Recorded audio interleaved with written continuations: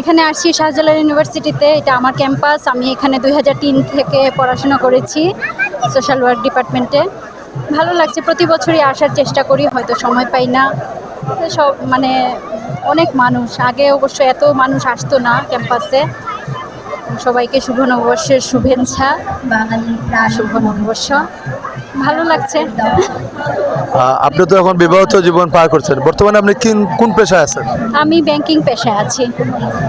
কোন ব্যাংকে আছেন? আমি সোনালী ব্যাংকে আছি। সোনালী ব্যাংকে আছেন। আপনার হাজবেন্ড কি করেন? আমার হাজবেন্ড একটা এনজিওতে আছে। এনজিওতে আছে। বাংলা নববর্ষ হিসাবে আজকে ছুটির পাশাপাশি এখানে বেড়াতে আসছেন ক্যাম্পাস। ছেলেকে নিয়ে আসছি, ওকে একটু বাংলা কালচারের সাথে একটু পরিচিত করা, এই আর কি।